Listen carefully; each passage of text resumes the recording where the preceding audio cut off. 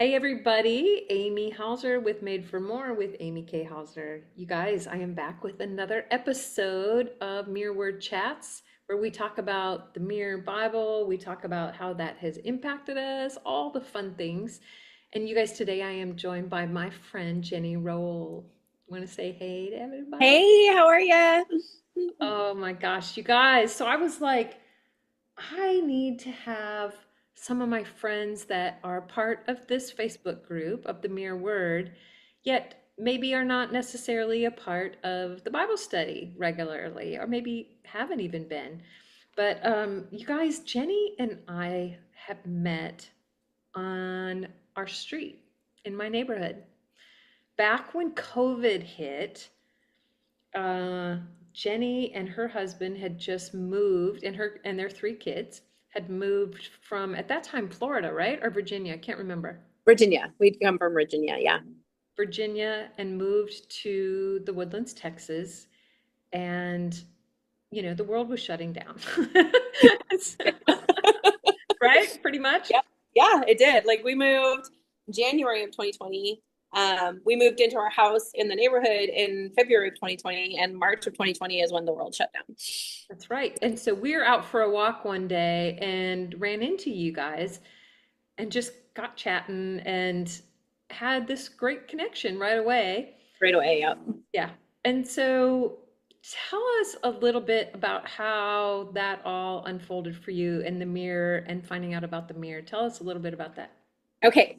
So, you we met and I felt an instant connection with you to the point where I'm like, this is kind of creepy. Like I'm gonna creep her out. Like I instantly thought, like, I need to be friends with this lady. There is so much wisdom there. And I had specifically prayed in Virginia for somebody who was a little bit older than me, not that you're much older than me, I'm but a little bit like, older than me and a little bit further along in your walk with the Lord than I was. Just because I had always been the one who had been like, feeding people. And I was like, I know that I need wisdom. I know I need growth. I need know that I need to change. And so that's something that I have prayed for. And so when I met you, I was like instantly drawn to you and instantly knew that you were going to be part of my life. And I know that sounds really creepy, but that's how I felt. And so you put together like there was we had another couple neighbors, women in our on our street cul-de-sac areas.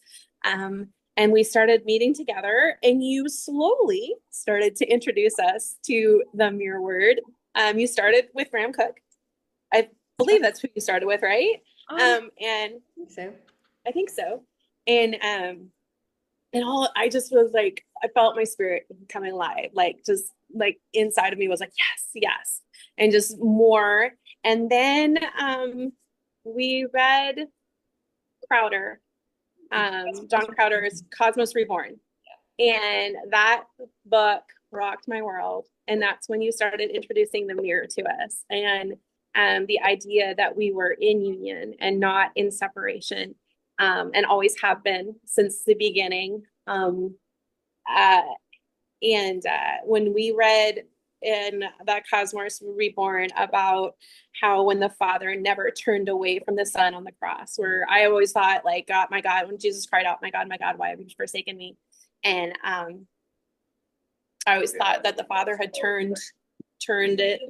Um, okay, sorry. Oh, good. There's a guy here working on the heater in the AC unit, so I was gonna close this window real quick. Okay. I'm gonna hit pause. Sorry. So the Father had said, or not the Father, Jesus had said, my son, or my God, why have you forsaken me? And then learning in the Cosmos Reborn that was a practice of the Jewish times then, like how they would call out the first part of the psalm, and then the congregation would repeat the rest of the psalm back. And so then I went and, well, he had it in the book, but then I went and read the Psalms 22 in Psalms and realized that like it's never about him turning away. It was always about the completion. And just that changed everything for me. Like once you see it, you can't unsee it. and to know that there was never any separation, that we've always been part of this beautiful union, um, is everything. Like it changes the way you see yourself, the way you see other people, the way just everything. So that's where it all started. And then we went deeper into the mere word. You introduced Baxter Kruger to me, and that was amazing. So yes, all the things. And we even got to do the retreat and hang out with Baxter and Paul Yeah, that was and Paul Young. That yeah. and have a So. great weekend together. And that was four of us at that time. Mm-hmm. You know, I Mm-hmm. think about that time, Jenny, and where it's, old ways of doing ministry and striving and creating and coming up with a program and marketing that and doing Yeah. these Yeah. things versus like that was for me it was the furthest thing from my mind. We're all starting COVID. I just moved to a new neighborhood, new Right. house, new state. For you over time, it just organically happened because Is I have at that we had Allison and Morgan more. and you and me, and then eventually Candace and Mm-hmm. Jen, and Mm-hmm. and it was like this just organically comes together when people are home. The time was there, the need for connection, and if when you live in the South, you have a lot of Christians. So there was, in essence, I don't know you ladies, but I know there's a need and people want Mm-hmm. to get together. Yep. And as the elder, just going, yeah, let's just come to my house. We'll do this. I love doing these kinds of things. And just the spirit going, do this. Yes. And Yep. the hearts were open. Yes. I mean, shoot, we had somebody who was had come out of the Mormon church. Yeah. Yep. And she's reading this stuff. And I love that sometimes I'm just super naive. I'm like, I don't really ask you what you come from, but here's what we're doing. And if Yeah. you want to be here, what's your, Yeah. Then you're welcome. and then the hearts are going totally primed for it. And it's actually, I haven't really thought about that in a while, but I mean, that's just Yeah. the organic growth of the church. Exactly.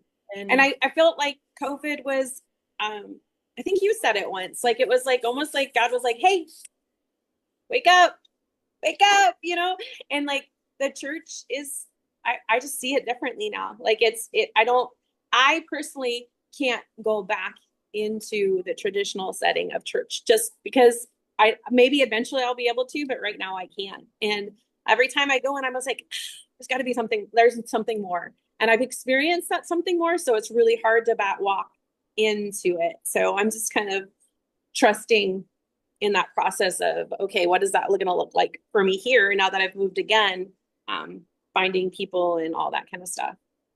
well, So you bring up a really beautiful, beautiful point that on our journeys or whatever you want to call it, um, there is this unveiling that there's more. And I mean, that's why Made for More came yeah, exactly. Mm-hmm. 15 years ago almost. Mm-hmm. Mm-hmm. What does that more look like? And that more keeps revealing more. Absolutely. It's that Yep. when it's like Alice falling into the whole rabbit Right, right. hole, Yep. and you just keep going, whoa. And, at face value, someone might be, well, that sounds very like you want more things, you want more, Yeah. you want, no, that's where someone starts. Mm-hmm. And what does that more really mean? How does that Right. unfold Right. for each person where they are on their pathway of that?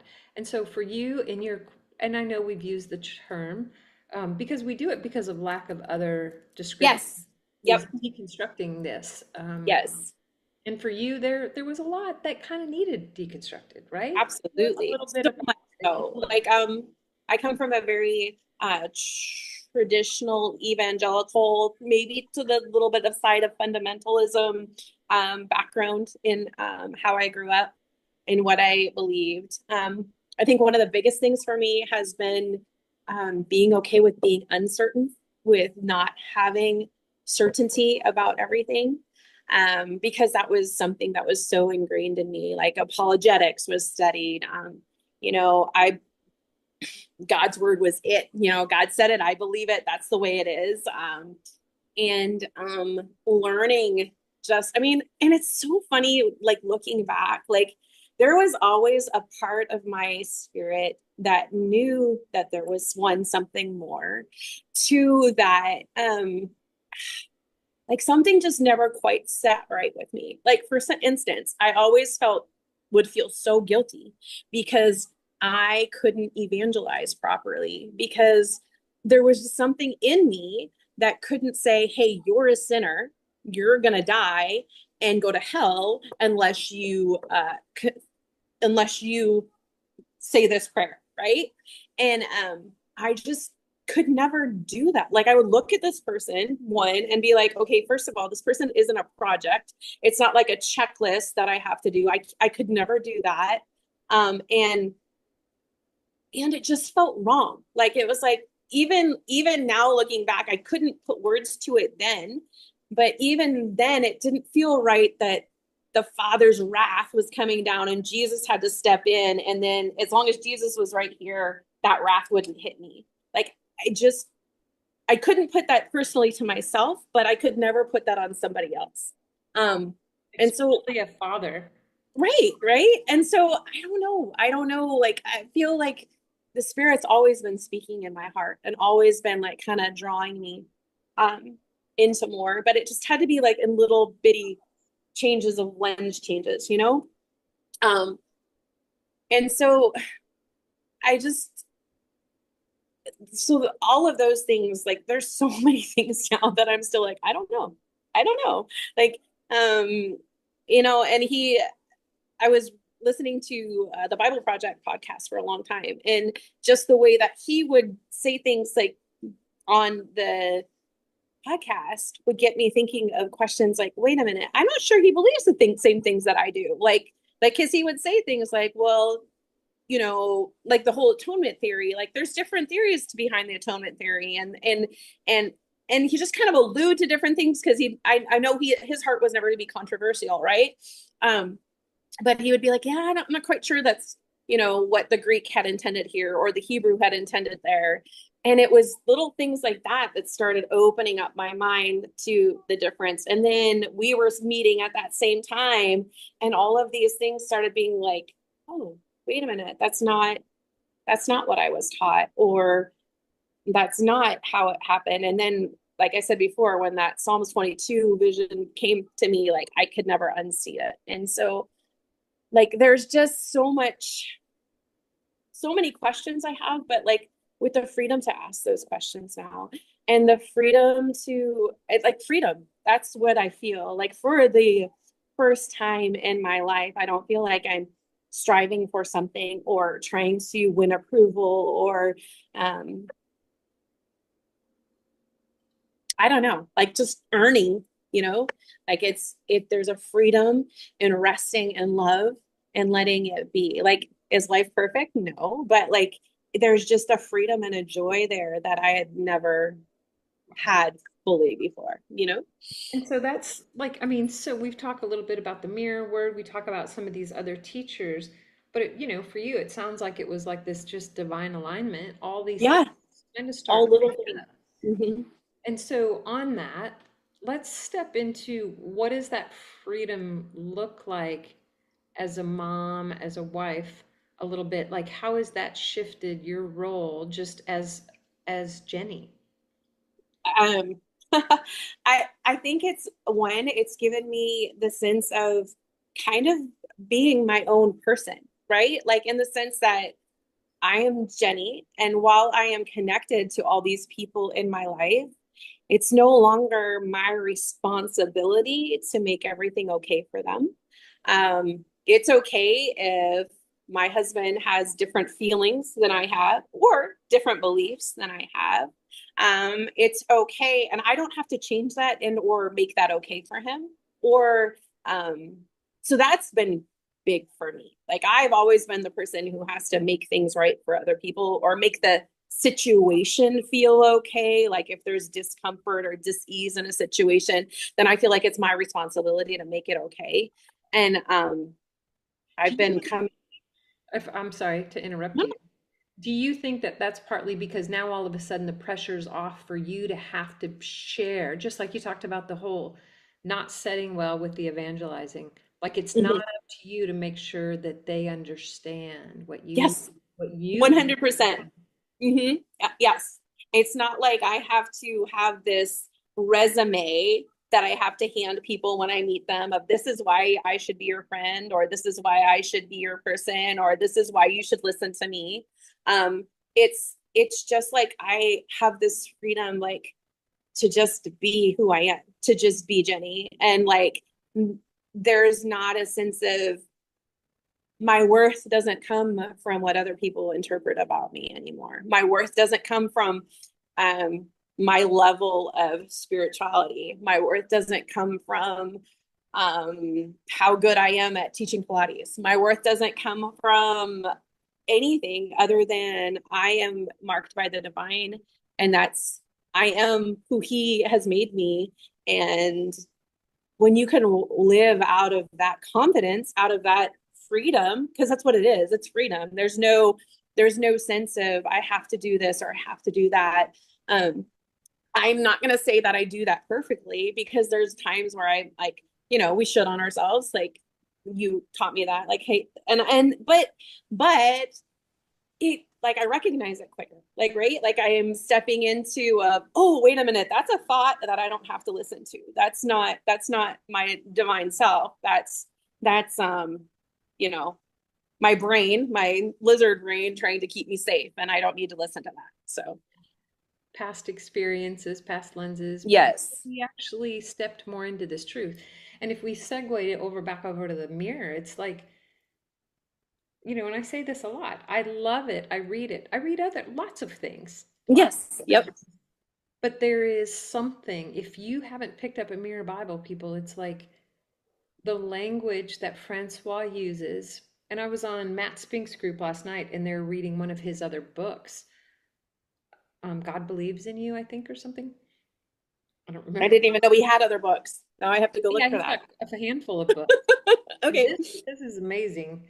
Just we went through the preface and the introduction, and I was just like, oh my gosh. And he wrote this in 2020, no, in 2000, Oh 2002. wow. Okay.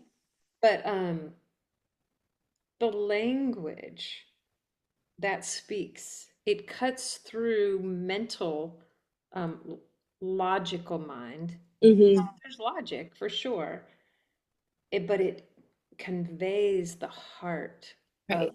our creator Mm-hmm. way that if you're open to it in any way, shape, or form, or have that inner knowing, that gnosko of there's more, Yes. this just reverberates Yes. at a frequency of love that the heart longs to know Mm-hmm. and to connect with. Yes.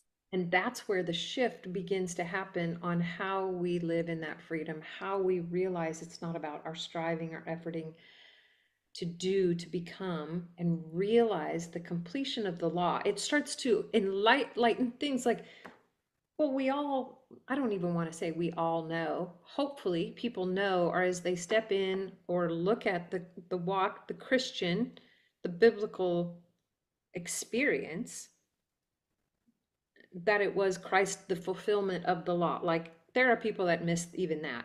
Okay. Right. Get Yep. so down into the weeds, we miss what's actually happening. Mm-hmm.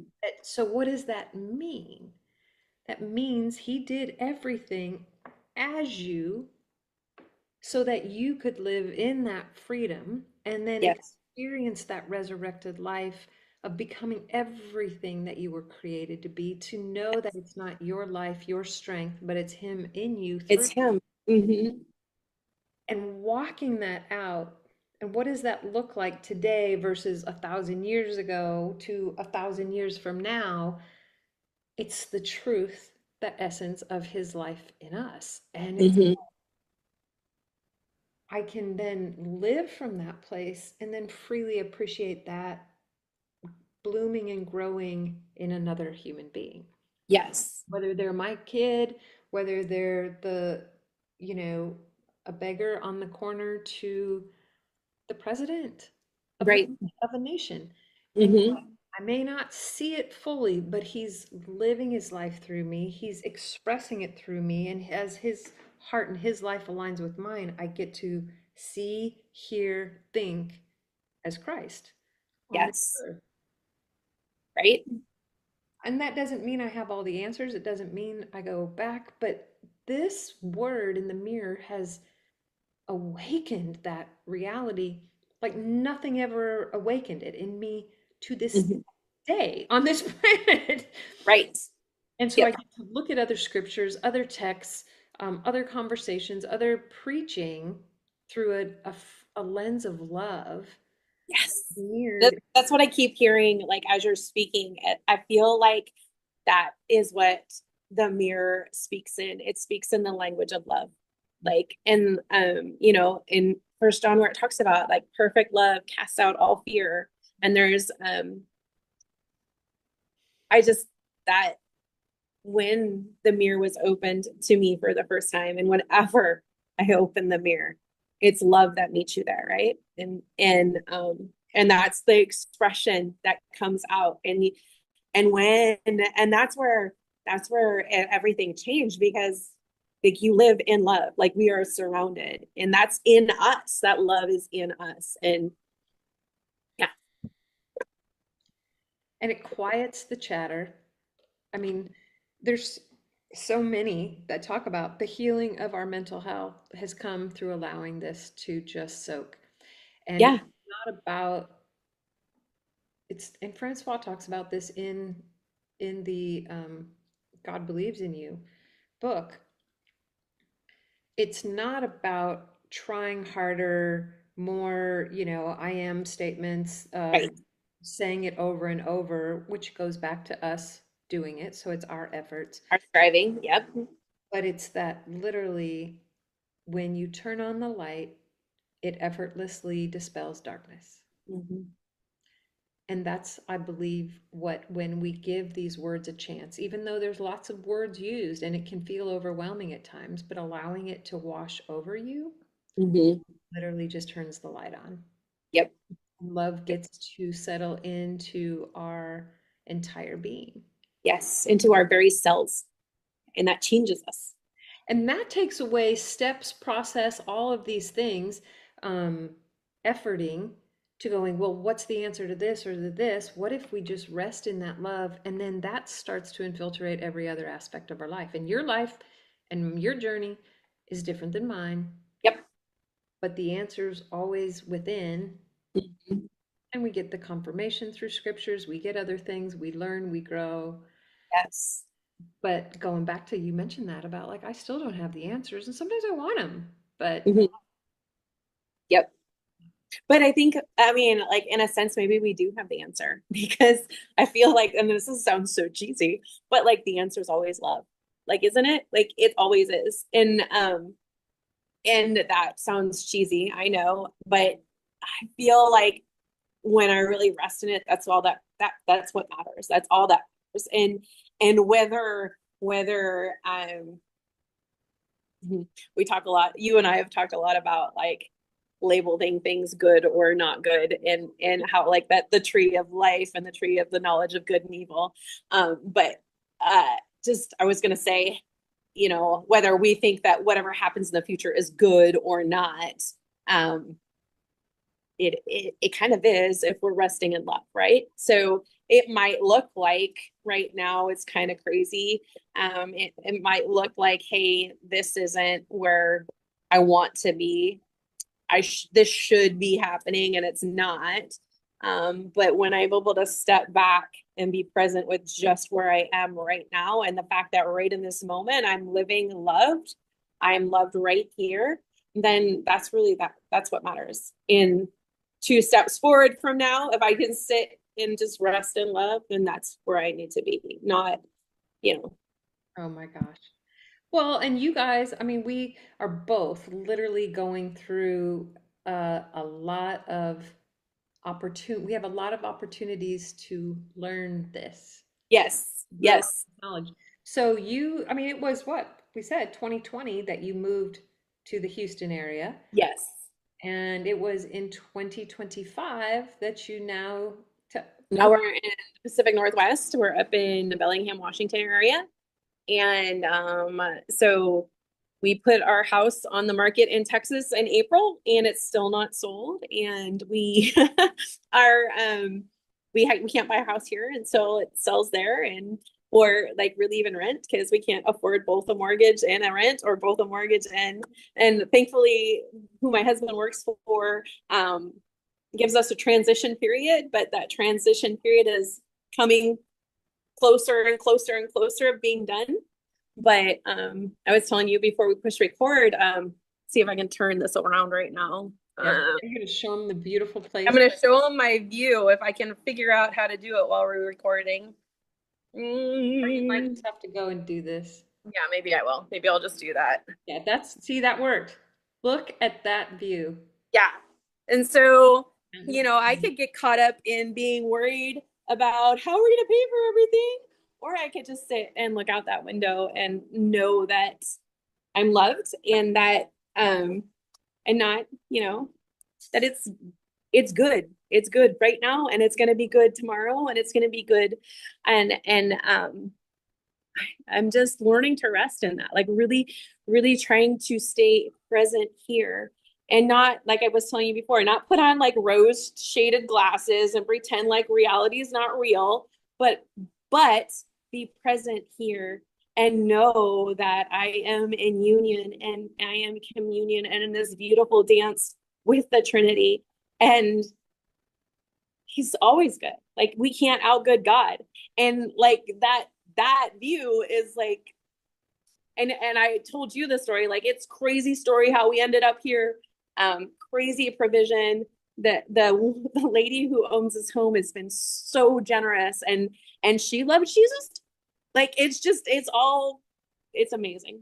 It's because just when we're walking in that realize of who we are, it literally energetically emanates from us. And I believe that. And I'm not going to get into manifestation, I'm not going to get into all of that stuff. But there's an interconnectedness of all of that. It's not a yes, either or, it is a both and. And as we live from this place, it attracts life to us. yes. Mm-hmm. So, yeah, because Jenny was talking about like literally not even knowing 3 days before they're leaving for sure where they're going to be staying. Yes. And Yep. when you have kids, you Yep. have these things, you're like, oh, we don't know. And it's this close. Yep. And we get to come face to face with our need for control, or our what is our put our money where our mouth is in terms of trust. Yeah. End up, I mean, you can see the wood wall, like the place they're living in, a like wooden glory. Look at that. Look where they are. They're in a dome house made of glorious wood. Like, It's amazing. It's magical. Like it really is. I'm like, how it all came together is crazy. And so Jenny was talking about just stepping into that place of resting, abiding, and trusting as we begin to know who our Father really is, understanding this beautiful dance with the Trinity, um, and and their unique ways of loving us and yeah. growing us Hmm. and inviting us into more.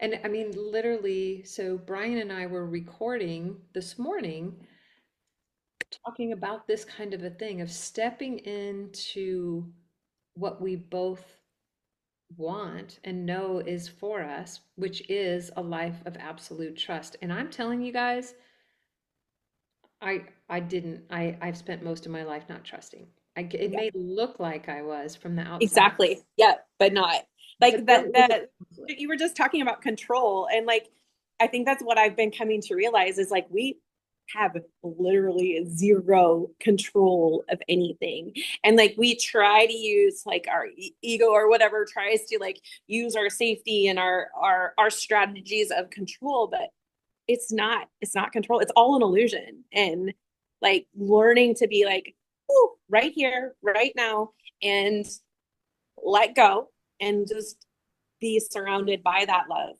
Um, that's where the magic happens. And you're when I like for now, like literally, Brian will be here in a few days, and we are going after, getting married and a month apart, right after we're married, Yeah. and like things not looking what the way the world says your They life sh should look, hmm which was very important to me for many years of my Yep. life. Yeah. And so that being a priority, loving God, but realizing you somehow believe you're to be your own God, and He's waiting for you with arms crossed, going, "Show me what you can do. I've given you a Yep. lot, I will Yep. make it happen. Yep.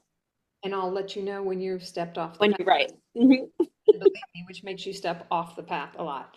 And Hmm whatever that path. So, we will be together and we know not what comes next. For Right. for all of 2 days, we thought we had asked, we wanted a 6-month plan. We had a plan. 2 days that lasted, and God's like, I didn't give you that. I'm showing That's not you the next thing, one thing at a time. And my goodness, like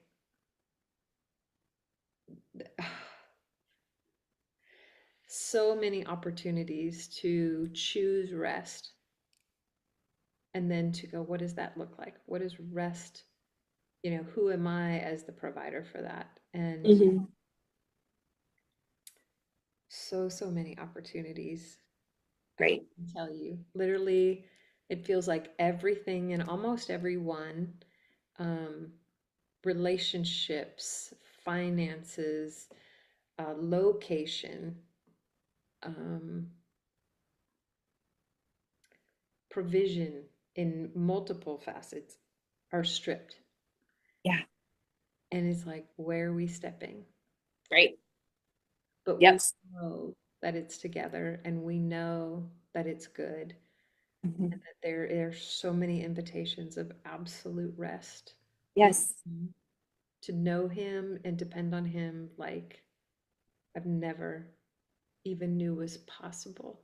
So, yeah, exactly. And Yep. that will come as I sit in that place of awareness of union, hmm of that reflection of Father's love. Yeah, It's a wild ride. it is. It is. And we can choose it or we cannot. But, His love never changes. Nope. Nope. It doesn't. And it's limitless. I love that. Like that is one thing that hit me too. I don't remember who. I think it's my Rethinking God with Tacos podcast that I love to listen to. Jason always says that God's love is measureless. Like there's no measurement to it. And when you think about like I'm very like measured and very, you know, I've always been kind of follow the rules unless the rules are stupid and then I don't. But but like I'm very like measured, right? And like there's no like you cannot measure his love, and it's not like it's just for me or just for you, it's for everybody. And Wow. I don't know, like that's powerful in of itself. It is. And it's beautiful how these communities start to form that we don't have to walk this out alone. Right. We Yep. get to get out of that hmm the mind that created the problem and step into the solution. And yes, that's him, but sometimes we need then those outside of like, that's what's Yeah. going on with you. I didn't know that was going on with you. I'm doing something similar and Yep. I'm learning this. I'm struggling with this. And how we get to go, oh my gosh, if you could see what I see that he's doing in you or in your Yes. life, Yes. Yep. that's what we need. So it's so great to be able to have these kind of conversations. Absolutely. Mm, wonderful. Well, you are across the country. Yes. So if anybody out there is in Washington, please connect with me. Well, and I did just connect you with You somebody. did. Yeah, I'm excited. Yeah. Yep. And I think there are probably more. That was Yep. not a mere word person, but from something else. So, That's okay. so Jenny, this has been incredible to be able to kind of catch up and just hear, like, look back where we started Yeah. Yep. And and where it's led and yeah. where it's going. Yep. You guys, I'm so glad that you hopped on and listened to Jenny and me, and I hope that you're encouraged by the journey that we're sharing, and share these podcasts with people that need to hear them. We love it when you do that. We'll say goodbye for now. Thanks for tuning in.